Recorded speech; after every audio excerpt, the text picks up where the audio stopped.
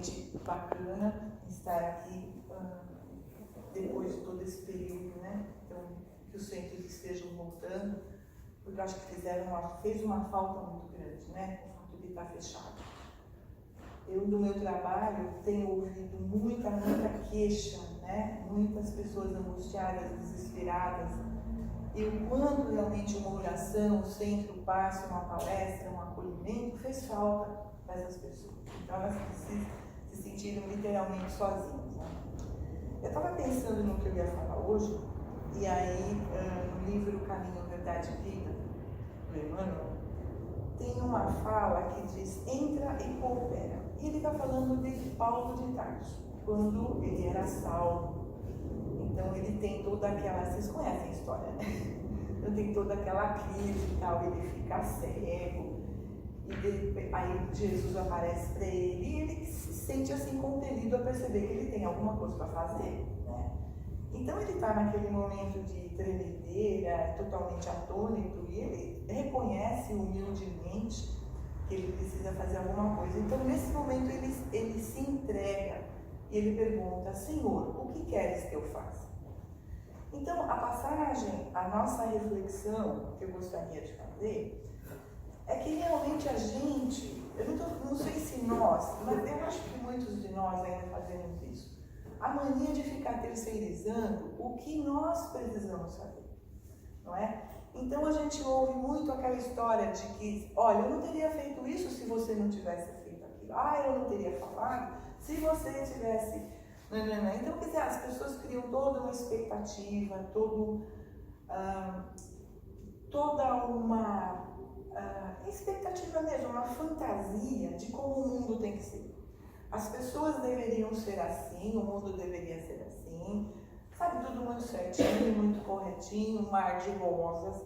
E a gente esquece que nós estamos no planeta Terra, né, num período de transição daquele tipo bem grave que eu acho assim legal, eu particularmente acho legal, o fato de estar aqui nesse momento, porque a gente está vendo coisas assim incríveis. Eu sempre falo, se o meu pai estivesse aqui nesse momento, ele está acompanhando isso lá do outro lado, sem dúvida, mas se ele estivesse aqui presenciando isso, ele não ia aguentar, de raiva, porque era a pessoa correta, a palavra dele bastava para tudo, e a gente não está vendo isso hoje, não é? Então, o que a gente tem para refletir nisso é o que nós estamos vendo aqui. Para que a gente veio aqui? A gente não veio passar férias, certo? E uma fala interessante do Emmanuel é que nós precisamos perceber a lei da cooperação. O que é a lei da cooperação? É o quanto nós podemos ensinar e aprender. Então, como ele falou na abertura, né? Os relacionamentos, nós aprendemos através dos relacionamentos. E os relacionamentos não são, eu pelo menos não quero considerar dessa maneira, o karma pesado que todo mundo fala, né? Mas eu tenho um filho problemático, nossa, eu devo ter atirado pedra na cruz para ter um filho chato desse jeito. As pessoas falam isso como se tudo fosse assim uma grande punição, né? Ela atirou pedra na cruz, então ela merece muito tapa e tropeços nessa vida.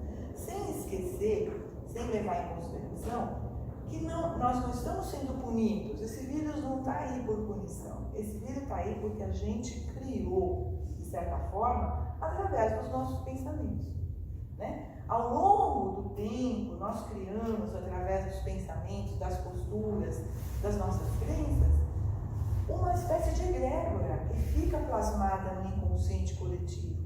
Então, o que está acontecendo agora é produto disso. Então, se nós não nos melhorarmos, se nós não criarmos assim um pouquinho de vergonha mesmo e assumir essa responsabilidade de nos conectarmos, quer dizer, o que eu estou fazendo aqui? Então, eu vejo isso, eu vejo isso, eu vejo isso. Como é que eu vou lidar? As pessoas confundem, né? Então, eu vejo muita gente em estados assim terríveis, de ansiedade generalizada, crises assim absurdas mesmo, psicossomáticas, depressão muito severa, porque elas não sabem lidar com as coisas. Então elas ficaram mal por causa do Covid. Elas ficaram mal por causa do fato do marido ter ficado full time em casa. Gente, não é nada disso. O negócio já estava lá dentro delas, né? O Covid é a gota d'água. O fato do marido ficar mais em casa é a gota d'água de coisas que já estavam lá dentro. Então, extrapolando um pouco, a gente precisa olhar os nossos desafios não realmente como problemas ou punições, mas como desafios. E de uma maneira um pouquinho menos mimada. Eu escrevi um livro chamado Por que Sofremos Tanto, e lá eu falo bastante nisso. Mas o que eu queria falar hoje é assim, que nós mesmos criamos uma ótica errada da nossa vida, dos nossos desafios, porque nós temos uma maneira muito mimada de olhar as coisas. A gente olha e fala, ai meu Deus, nossa, já fica chocada o tempo todo, em vez de olhar a história como ela é. Eu sempre falo que nós temos potenciais que nós usamos no campo material, no campo denso. E nós esquecemos de que nós temos os mesmos potenciais, mas nós não usamos o sutil. Por exemplo, fulano bateu um carro. O carro está lá batido. Ele não olha para o carro. Quando ele vai passar pelo carro, ele tampa a cara, né, não vê a batida. Em que momento ele vai arrumar um carro? Quando ele aceitar o fato de que o carro está batido. A gente aceita, isso é mais fácil de aceitar. Né? O cano da parede estourou. Nossa, que horror! Mas ele não vai deixar vazando água lá. Você vai chamar um encanador e vai mandar arrumar. Agora, os problemas emocionais, não, a gente enrola. Né? A gente não fala. Normalmente existem aqueles comportamentos de assumir responsabilidade, de assumir culpa. Quer dizer, tem alguém que culpa e alguém que assume a responsabilidade. Nunca é uma coisa só. Nos relacionamentos é sempre 50% para cada lado. Então a nossa forma animada de ver o mundo deturpa um pouco, atrapalha a nossa ação. Porque as pessoas se chocam, elas ficam tão chocadas com as coisas que elas esquecem de olhar a coisa. Né? E se a gente não olhar a coisa, nós não vamos sair, nós não vamos resolver. Teve no início, acho que todo mundo meio que acompanhou, no início da pandemia, informações muito desencontradas, né, mesmo dos profissionais médicos, e uma certa atitude de culpa, porque não sei quem é culpado e nós somos vítimas e tal. Em vez de olhar que havia um fato ali e que a gente precisava cuidar. Né? Então esse estado de coisas veio mostrar pra gente muito o olhar de realidade. Está acontecendo, nós vamos só ficar reclamando? Até quando? A gente precisa olhar com responsabilidade. Né? Vamos usar a máscara, vamos usar aquilo que precisa, senão vai quer saber. Mas tem gente que fica reclamando o tempo todo. E a postura da reclamação, em vários livros vocês verão, várias mensagens, já devem ter ouvido, que ela cria uma energia tão negativa em volta da gente, tá? Que aí você vai atrair uma coisa pior, não é? Existem estudos muito interessantes dentro da física quântica e mesmo com os sensitivos que a gente sente, quer dizer, aquela pessoa parece que ela anda. Vocês já ouviram falar daquele desenho antigo do Hart, que dava a nuvenzinha cinza e onde ele andava tinha a nuvenzinha com chuvinha em cima, né? Porque ele só reclamava. Então a energia da pessoa que reclama é essa daí. O mundo é uma droga, as pessoas são terríveis porque só eu sou e tal. E elas esquecem de olhar o que dá para fazer. Então quando Paulo pergunta, Senhor, o que queres que eu faça?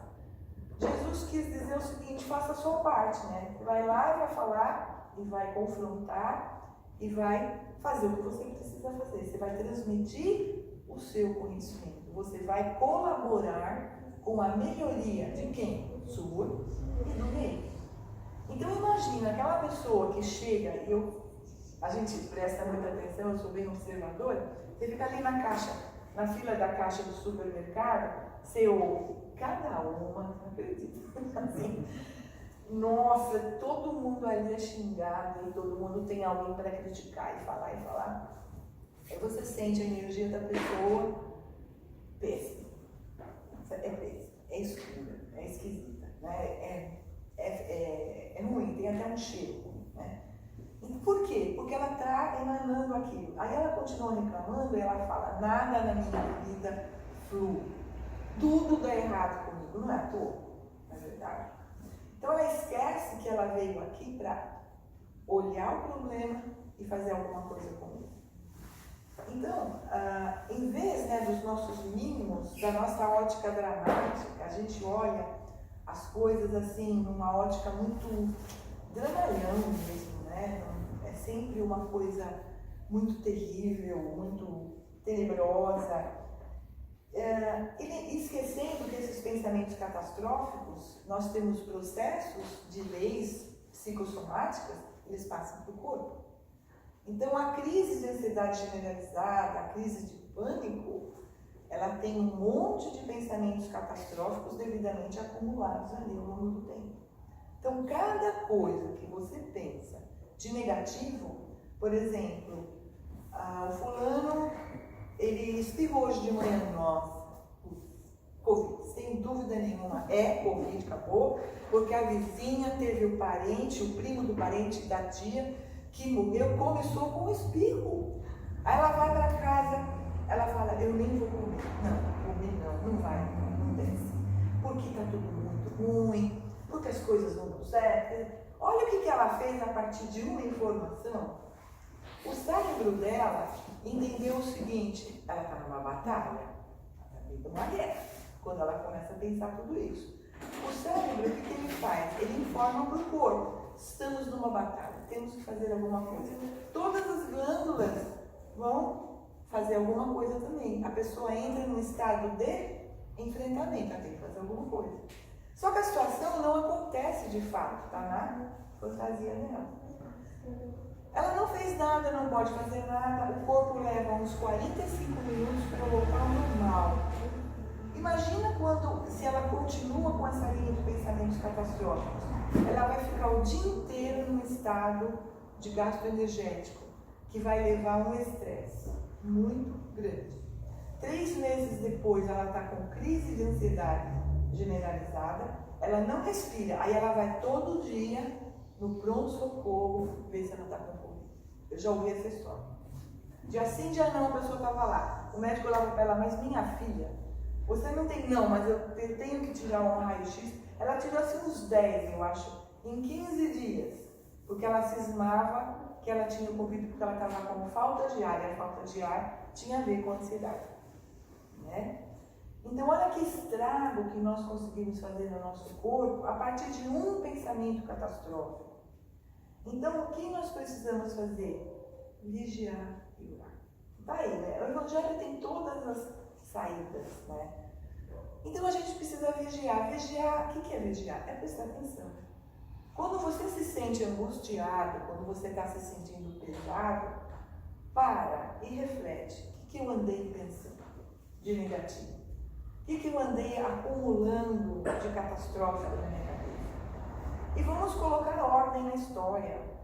O espirro pode ser um problema? Sim, mas pode não ser. Se eu não olhar os dois lados da questão, eu vou entrar na catástrofe. E se for, não sei, vou ficar observando, nem estou lá, nem aqui, estou aqui. Então vamos ficar aqui agora. Ah, mas isso é difícil, as pessoas falam, nossa, mas é tão difícil, claro que é. Você está acostumado, né, a deixar rolar a sua cabeça solta. E aí a gente precisa se policiar.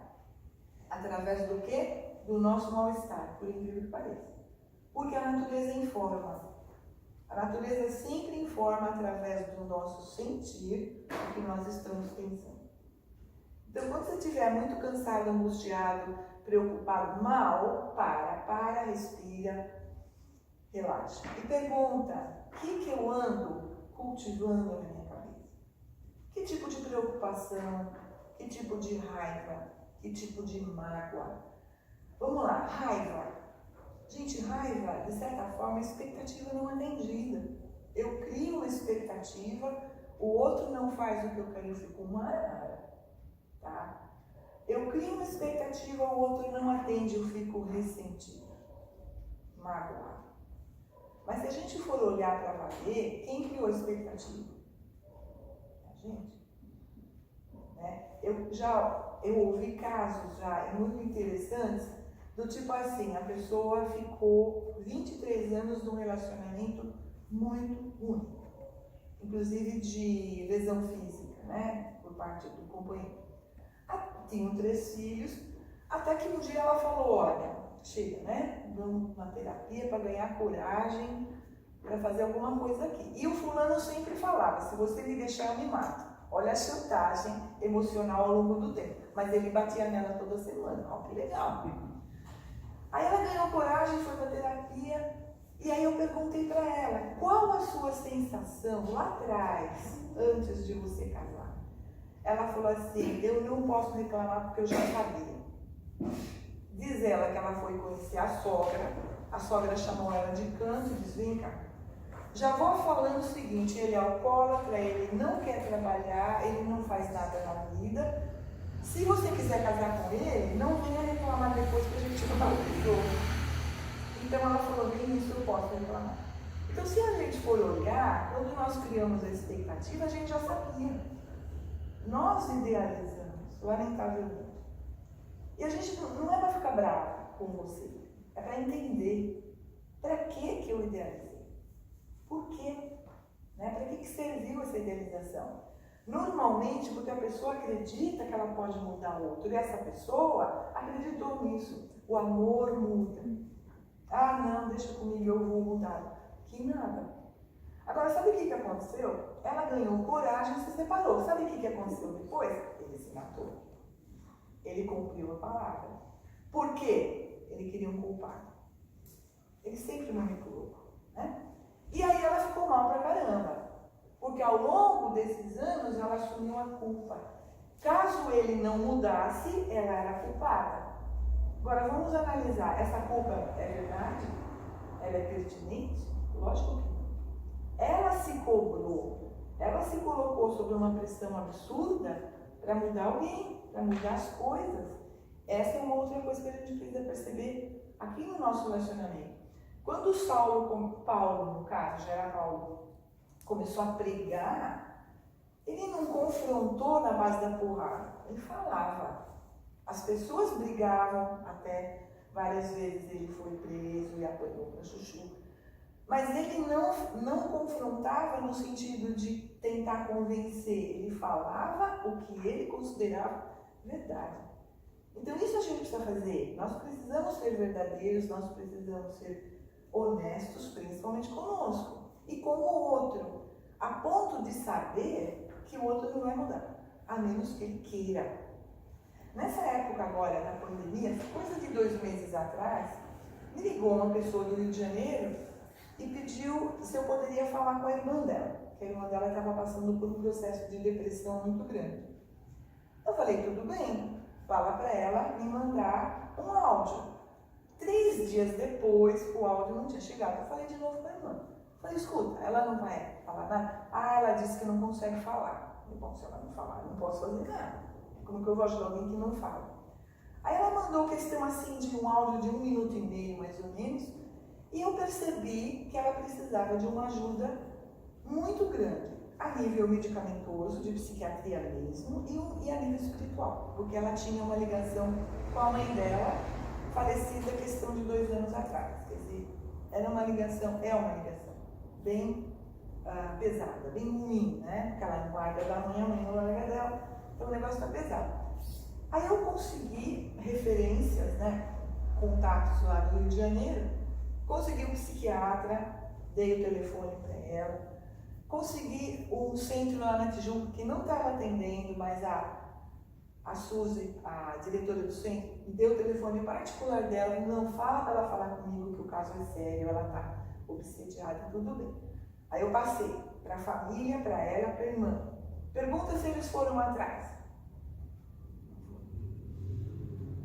Então está aí um exemplo interessante, né? A pessoa acha que precisa de ajuda, mas ela não vai fazer a parte dela. Imagina se Paulo tivesse desistido. Né? Se o Senhor não me falar o que eu tenho que fazer, eu não vou fazer nada. Então ele ia perder a encarnação dele. Então nós precisamos sim olhar, né? Um outro aspecto que eu acho que está faltando muito nesse momento para todos nós é a fé. Então, se a gente for falar no nível assim, fé, assim, religiosa, nós sabemos que nós temos muito amparo. Muito. Todos os dias, todos os momentos, tem um mentor, sabe, foi designado para você, e você tem o amparo. Você tem o amparo dos mentores, o amparo da espiritualidade. Precisa ver se você se conecta com eles, né? Que às vezes o mentor está lá jogando todas as intuições e a pessoa não está nem aí, ela está fazendo exatamente o contrário. Então eu acho que está faltando um pouco dessa fé no sentido de largar os controles racionais. Eu não controlo, eu não consigo fazer milagres, mas ao mesmo tempo sim, se eu estiver conectada com esse amparo divino, né? O amparo divino, não fora, dentro, porque está dentro, é uma centelha divina que a gente tem dentro. E essa conexão é exatamente isso que a gente precisa fazer. Você precisa olhar aqui dentro, para as suas intuições, para aquilo que emerge da sua alma, né? Do seu espírito, esse espírito muito grandioso que nós temos, né? Nós temos um corpo mental onde está lá arquivado tudo que você já foi. Pensa nisso. Tudo que você já foi desde quando você era vegetal, né? Imagina tudo lá, nesse corpo, búdico e mental. Então nós sabemos quanta sabedoria nós poderíamos acessar se a gente ficasse um pouco mais quieto. O ficar quieto é mudar o foco. Então, em vez de ficar focado nos pensamentos catastróficos, nos medos, e se não der certo? E se piorar? Nossa, e se morrer? Sei lá. Está acontecendo no momento? Não. Então, não vamos entrar no mérito desses pensamentos, né? Tem gente que tem medo de morrer, mas escuta, nós vamos morrer. Fato, não dá para negar um negócio desse. Ninguém quer morrer agora, nesse momento aqui. Mas a gente vai morrer uma hora. Você concorda? Então, não sair de casa há 7 meses, não ver os pais há 7 meses e ficar limpando tudo, até tudo, por causa do medo. Pense, isso é escravismo? É escravo do medo. Ser escravo do medo é bom? Não. Vai gerar síndrome de pânico lá na frente. Então, nós precisamos ser razoáveis, né? Rever a nossa forma de pensar, rever essa nossa fé. E a fé também em nós, eu quero dizer assim, em nós mesmos. Onde começa a fé? Quando termina a minha parte, né? Eu levo alguém que eu amo para o médico e veja, o remédio vai funcionar de acordo com o organismo dele. Eu preciso dessa entrega, sabe? De entregar para a vida. Eu não vou ficar rezando, salva, né? Não tem que ter esse egoísmo. A gente entrega para a vida, Jesus cuida. Nós não sabemos o que aquele sujeito tem que fazer aqui, qual o nível de aprendizagem que ele precisa. E de repente ele precisa ficar 15 dias no hospital, de repente ele precisa ter o Covid, pegar o Covid. Nós não sabemos, mas o universo sabe. Cada um tem uma direção e nós não podemos ser tão pouco humildes para querer controlar tudo. A gente não tem esse controle. Então, quando você percebe esse limite, você entra na fé, na minha opinião. Então, é bacana que a gente pensasse um pouco nisso. E aqui vem, né, um conselho dos espíritos.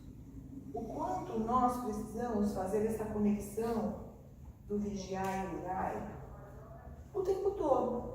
Sabe, não é ficar o dia inteiro rezando, não é isso. Mas é ficar o tempo todo sabendo que você tem um amparo, por exemplo. É você não levantar da cama sem você fazer um agradecimento pela noite que você teve, pelo dia que você vai ter. É não ir dormir sem agradecer pelo dia que você teve, por tudo que a vida te propiciou, tá? E aqui vem realmente a pergunta, na sua reflexão, na sua meditação diária, o Senhor, o que queres que eu faça? Sabe, para a gente sentir dentro da gente nosso propósito aqui, mas de uma maneira, assim, um pouquinho menos melodramática, né? menos bimada, uma visão assim, um pouquinho mais realista da vida. Nós estamos num planeta tridimensional, tá indo agora com uma transição. Nós não podemos esperar a perfeição, ainda não, mas a gente pode colaborar? Deve, né? Se a gente está aqui nesse momento, nós estamos justamente aqui com a proposta de melhorar, fazendo o que? A nossa parte, usando a nossa inteligência para nos melhorar e propiciar ao meio essa melhoria, porque energia contamina, viu? Quer dizer, se você estiver numa vibração muito boa, acima dos negativos, você chega e você ilumina aquele ambiente. Mas se você se deixar contaminar pelos negativos, onde você for, você escurece aquele ambiente. Qual a vantagem? E ainda por cima atrai os escuros também. Olha, tem vantagem nenhuma. Então vamos tentar clarear um pouquinho através dessa reflexão. Isso eu chamo de responsabilidade, tá? Para que a gente realmente cresça e amadureça um pouco mais. Para pelo menos sentir, quando você chegar lá, que é a pergunta que o Emmanuel faz aqui. Ele diz assim: perguntem a si próprios o que fariam nas esferas mais altas se ainda não se apropriaram dos valores educativos que a Terra lhes pode oferecer. Mais razoável, pois, se levantem do passado e penetrem na luta edificante de cada dia na Terra, porquanto no trabalho sincero da cooperação fraternal receberão de Jesus o esclarecimento acerca do que lhes convém fazer. É por isso que Jesus falou para o Paulo, né? Entra e coopera. Vamos tentar fazer isso. Isso aí, gente. Muita paz para vocês e espero que a gente possa contribuir, realmente. Obrigada.